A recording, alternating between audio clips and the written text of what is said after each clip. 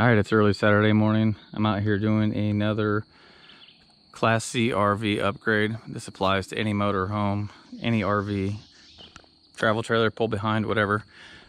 What I'm doing is going to be upgrading the old batwing antenna that's on the roof.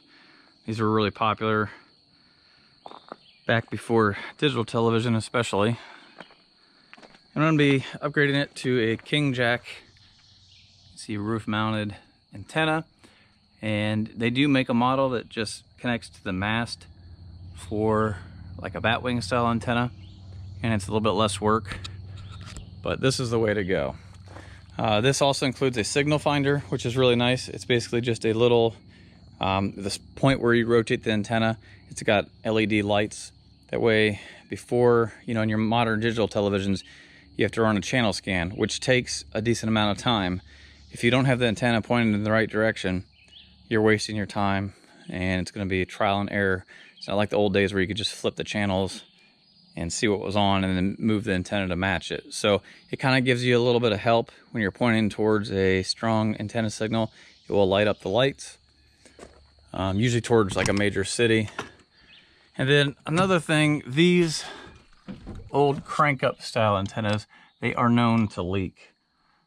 I currently don't have any leaks, but they're known to leak. So then you get discoloring around the crank up. I'm sure you've seen it, someone else's RV. So I'm going to replace that. This is a lot less prone to leaking because it's a more solid connection, more one-piece unit down through the roof. If you are replacing a crank up antenna, you most likely will also need this MB8200 mounting plate. Okay, so that's the part number on that. All right, and this antenna is the model OA8500. You will also need some die-cord. This is a self-leveling sealant for the roof. This is some butyl rubber tape, a couple scrapers, putty knife, get the old sealant off the roof, and obviously drill, some other various tools. All right, so to get started, I'm going to go ahead and put a ladder up there, climb up. We'll start removing the old sealant from the roof. All right, so up here on the roof, so what most of you are going to find is the batwing style antenna. It actually has a larger mounting area than the new antenna, which is why you need that plate. We may have to enlarge the hole as well. On mine, it's got some broken metal. This is seizing a little bit.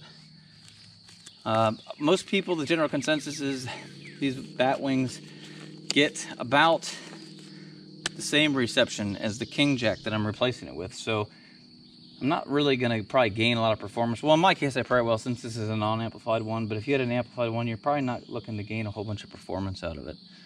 It's more for convenience. You don't have to crank the other one up. It's always in place. And as I said, less parts to fail and let water leak in. All right, so you just carefully, without damaging your roof. I have a fiberglass roof. You may have a rubber roof. You have to expose the screws. So we've got Phillips head screws under all this old sealant. To get those to where we can get them out. And we also want to scrape off old sealant all around it.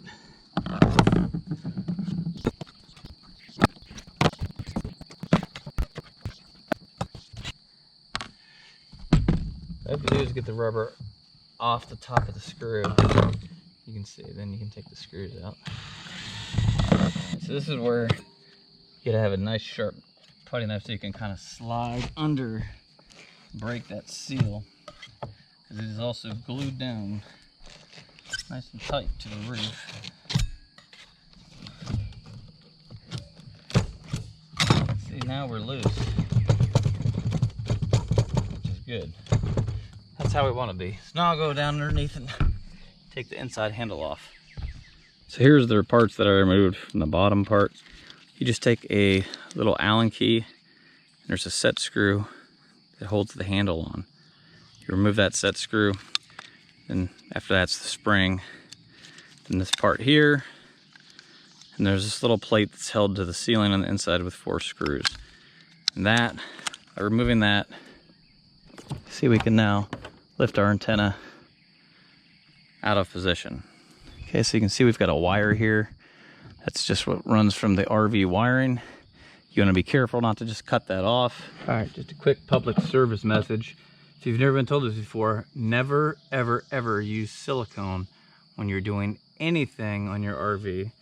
And this is why. So where there was just regular sealer, it scraped right off nicely. But the silicone is very, very hard to get off. And you would not be able to do this on a rubber roof, what I'm doing to my fiberglass roof, to the silicone here. So keep that in mind. Never use silicone, because it's either going to be your nightmare someday or it's going to be the next owner's nightmare. So don't do that. All right, so here's where we're at.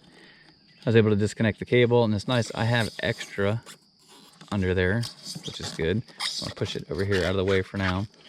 What I'm going to end up doing is poking a hole through to where the wire can go through into this hole, because we don't want a separate hole in this installation. Also, this hole here needs to be enlarged to 2 1/4 inches. Okay, so I'll have to get a board and cut a 2 1/2 inch hole in it first. I'll kind of use that as my jig, because if you just try to jam a 2 1/2 inch hole saw into this hole that's already here, it's going to spin all over the place and destroy your roof. So we'll do that. I'll get this enlarged here, and then we'll go up from the bottom and we'll meet in the middle. Route this out to 2 1/4 inches all the way.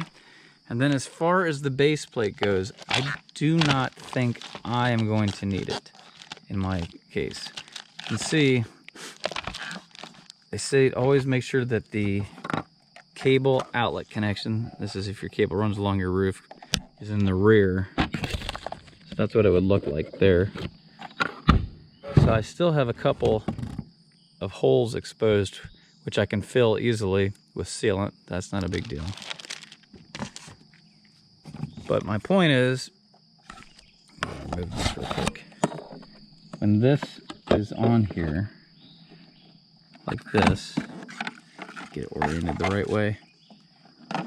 So that, as you can see, completely covers the holes in our roof. Now it's close. This hole is actually gonna not be used anymore, so I'll fill that up, cover this, fill it with sealant, just as an added measure of protection. They give you 2 different extensions. One is for a 0 to 4 1/2 inch thick roof, and the other one is 4 1/2 to, I believe, 6 or 8 inches thick. So you need to measure how thick it is from the inside to the outside, and then choose the corresponding one that will go on the antenna. All right, so here's what I meant by make a template first. That way we can set this down on the hole here. As you can see, that way the drill doesn't spin out of control.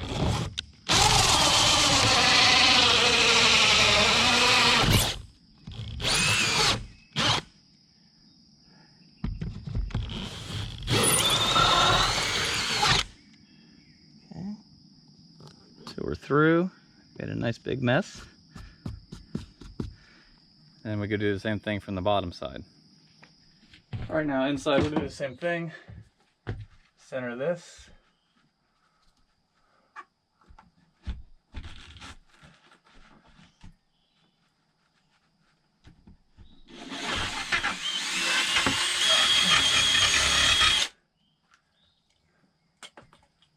All right, completely through. A small mess to clean up now. All right, so we've got our hole enlarged. Stuck some styrofoam in here. Like I said, I was able to pull this up a little bit to where we're gonna need it to be. I'm using this smaller extension because my roof's only 3 1/2 inches thick. You want it out to where it sticks down as far as possible, and you can adjust it from the inside in the next step. So now, I went ahead and just sealed up the holes with a little bit of polyurethane sealant. I'm gonna get them better here in a minute when we're done. This will drop down through here like this. This we're gonna go ahead and connect. This is what comes from our power inserter. If you don't already have a power inserter, one comes with this kit. So I'll make this connection here right now.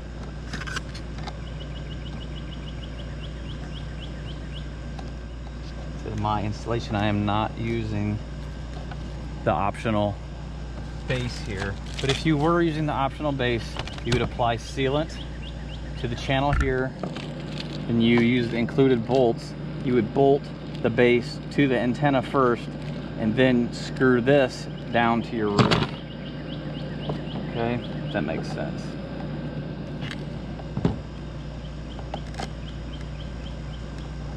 I'm gonna make sure this is a nice, very tight connection with the coax here.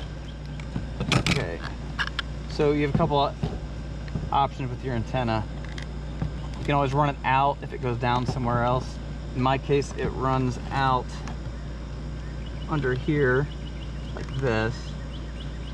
What I may have to, here, I'm actually gonna have to disconnect that probably, because the antenna has to go like this. They say to make sure that this cable hump is facing the rear. All right, so here's how that looks. It'll be ready to be flipped around, put down in the hole, and I'll feed that wire back in. First, I have to get my sealant applied. All right, so originally I was going to use butyl rubber if I was using this attachment here, but I don't think it's the best thing for this job here. I'm going to use a polyurethane sealant first, and then I'll apply self-leveling lap sealant over everything. I'm going to get a nice thick bead all along here.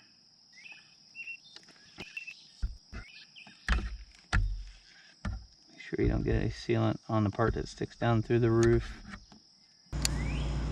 Again, remember, make sure this is extended all the way. I'm going to feed this wire back through here. I'm going to apply some sealant in here.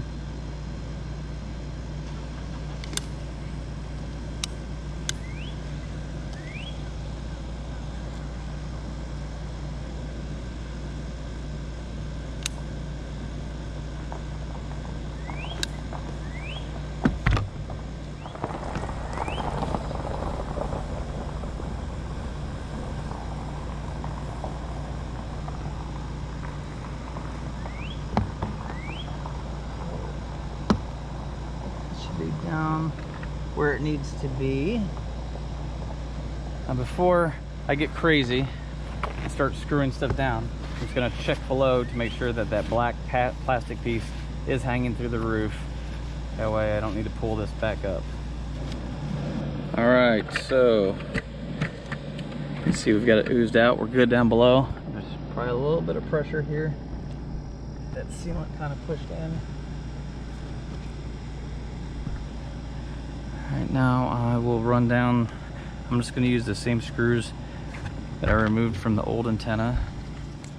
You don't want to put a lot of pressure on the screws when you're putting them in. Strip them out. We're just going through a thin layer of fiberglass and wood.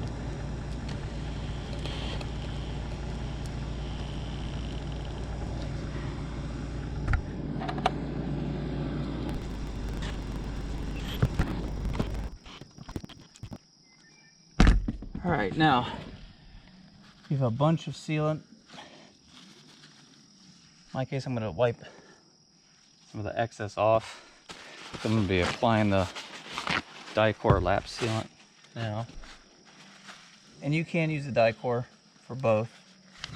All right, now I'm going to do my lap sealant. This is self-leveling, like I said.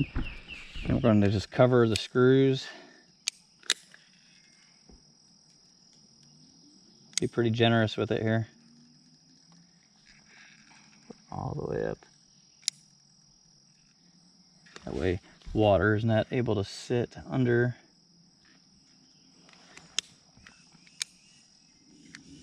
Like I said, I'm also going to cover the old screws, holes. You know, I already filled them in with a little bit of sealant.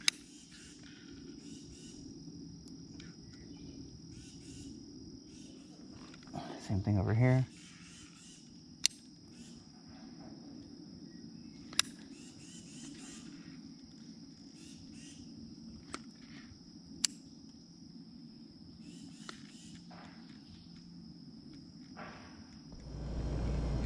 just don't want any spots where water will be able to sit. So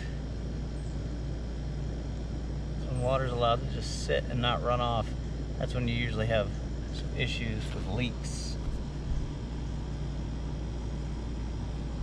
It's pretty hot out here, so this stuff is setting up pretty quick, but you can see it kind of just running out and leveling itself out.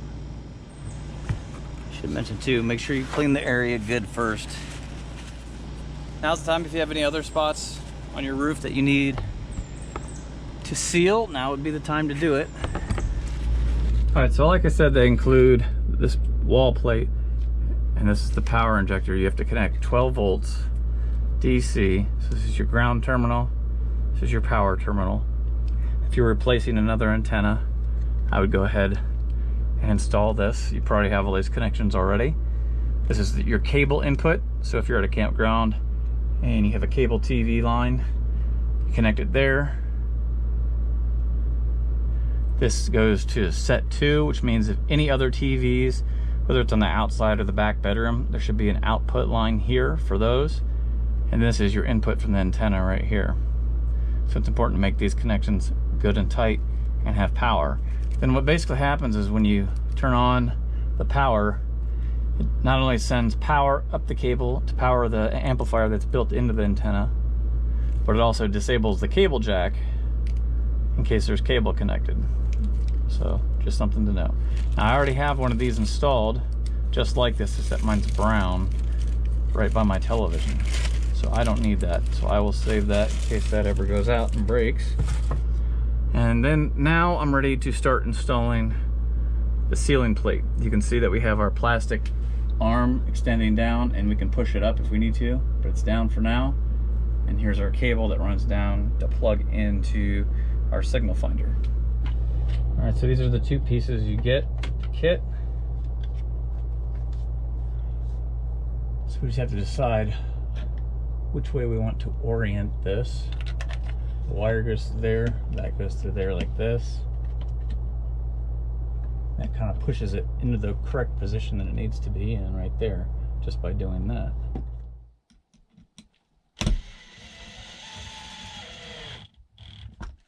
And remember, you're not drilling into much, so go slow. Just barely snug it down. And this only goes on one way because it fits the antenna.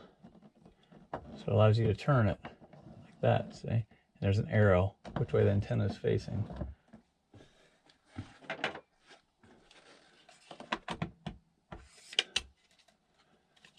So we want to go ahead and make this connection. All right, so our installation is completed. Now all you have to do is turn on your amplifier, turn this switch on, and you'll see this light up telling you that this has power. There's also an LED light on the bottom of the antenna that will light up. Kind of hard to see in the daytime, but it will light up to tell you that the antenna has power. That's how you know that you've wired everything correctly. Let's go ahead and see if we can get any stations out here in the middle of nowhere. So we get that all put on. Push that button to let you turn the antenna. And it locks in place. And there's this little sticker. Carefully apply here.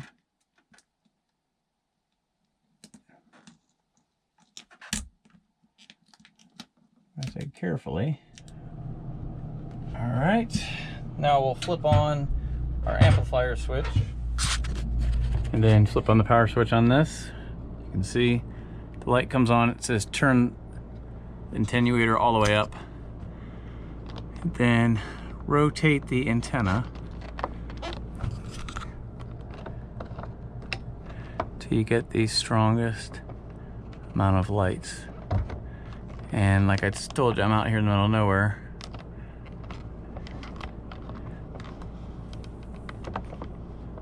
So looks like 2 bars is what I'm gonna get. So we'll try that. Now we'll turn on the TV and we'll scan for our channels. All right, so when you're done with your channel scan,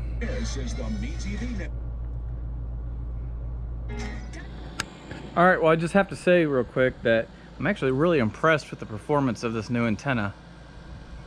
Like I said, I live over 50 miles away from the closest major city, and I actually was able to pick up every single channel in the RV that I was able to get in my house with the antenna that's way up high on the roof, aimed towards the large city. So a lot of performance out of the King Jack antenna. And I had one on my old truck camper, but it didn't do as good as this one. So I am impressed. I get every channel that I'm able to get here with this antenna over 50 miles away. So hopefully you enjoyed the video. As always, give a like if you did. Be sure to leave a comment if you have a question or comment, and there's always links down below to the products that I use, so be sure to check those out if you want to do the same thing on your RV. And there'll be plenty more videos on more upgrades to my Class C motorhome that apply to any motorhome, and in most cases any pull-behind travel trailer as well. So until next time, we'll see you later.